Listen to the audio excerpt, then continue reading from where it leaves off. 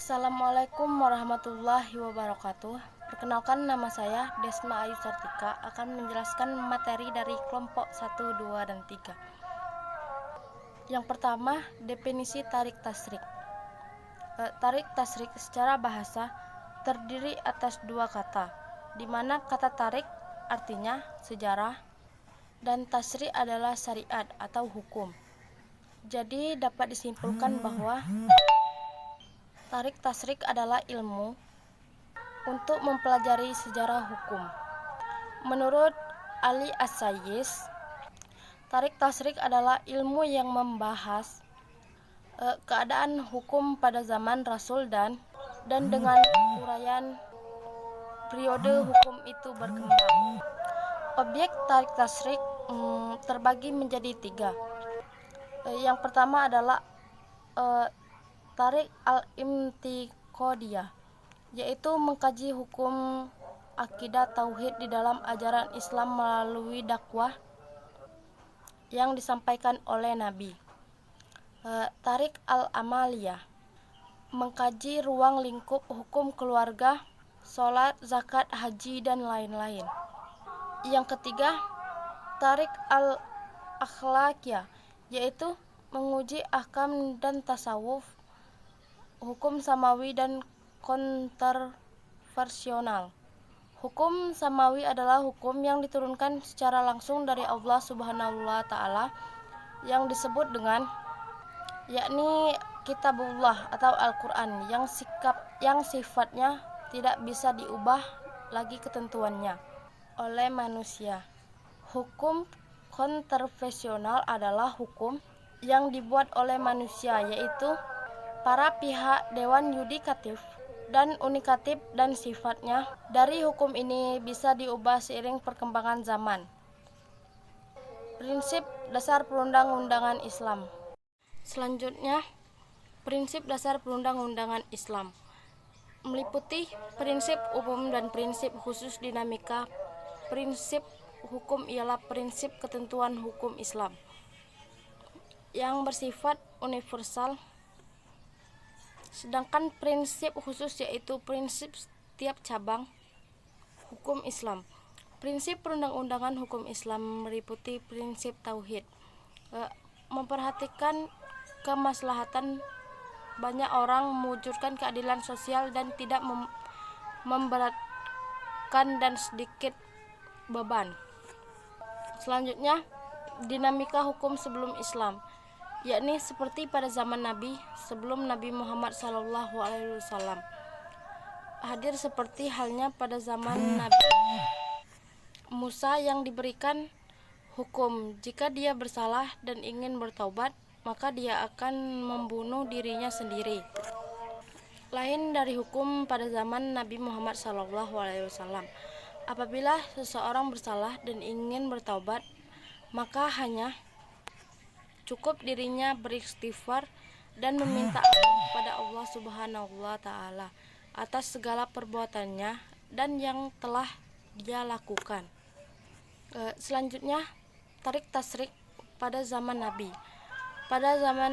Pada masa ini mulailah tumbuh dan terbentuknya hukum Islam, tepatnya ketika Rasulullah SAW berhijrah ke kota Mekah dan Madinah yang bersumber pada wahyu Allah Subhanahu wa Ta'ala, yakni Al-Quran maupun sunnah Nabi yang berbimbing Al-Quran.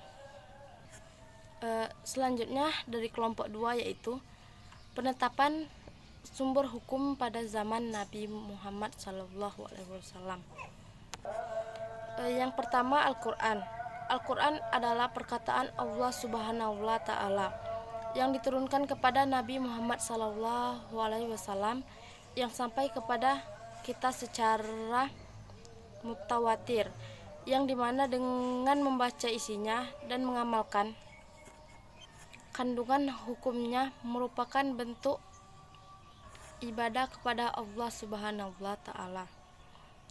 Al-Quran merupakan pedoman untuk kita umat Islam, dan Al-Quran merupakan kitab Allah yang diturunkan kepada Nabi Muhammad yang isinya mencakup seluruh kandungan kitab yang sebelumnya bahkan mencakup seluruh cabang ilmu pengetahuan serta merinci sebagian hukum yang padanya tidak terdapat ruang perbedaan pendapat, seperti penetapan hukum di Mekah. Penetapan hukum di Mekah pada fase ini berjalan kurang lebih 13 tahun dan berfokus pada pembinaan akidah, membuat akar-akarnya, menjaga karunia-Nya. Ayat yang turun banyak menceritakan kisah para rasul sebagai penghibur hati Rasulullah SAW kepada Allah Subhanahu wa Ta'ala. Al-Quran merupakan pedoman untuk umat Islam, dan Al-Quran merupakan kitab Allah, yaitu diturunkan kepada Nabi Muhammad yang isinya mencakup seluruh kandungan kitab yang sebelumnya, bahkan mencakup seluruh. Selanjutnya, penetapan hukum di Madinah. Pada fase ini berjalan kurang lebih 10 tahun dan mengarah pada cara dalam menghadapi faktor peristiwa di kota Mekah. Pada fase ini membangun rambu-rambu kehidupan umat Islam dari semua sisi dan menjelaskan hubungan masyarakat dan politik kekuasaannya, hubungan antara penetapan hukum di Mekah dan Madinah, serta ciri kekhususannya. Surah-surah yang diturunkan di Madinah semestinya sejalur dengan surah yang diturunkan di Mekah. Begitu pula sebaliknya, kandungan surah di Madinah secara mayoritas berjalan sebagai alur surah yang diturunkan kepada mereka, sebagaimana bagian akhir dari masing-masing surah berjalan sesuai atur dari bagian pertamanya. Selanjutnya dari materi kelompok 3, yaitu jelaskan gaya bahasa Al-Quran di dalam pemerintahan dan memberikan pilihan.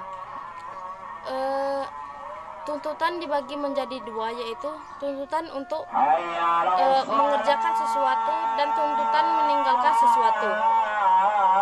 Dan tuntunan untuk mengerjakan sesuatu terbagi menjadi dua, yakni jika tuntunan itu dalam bentuk keharusan, maka dia adalah kewajiban.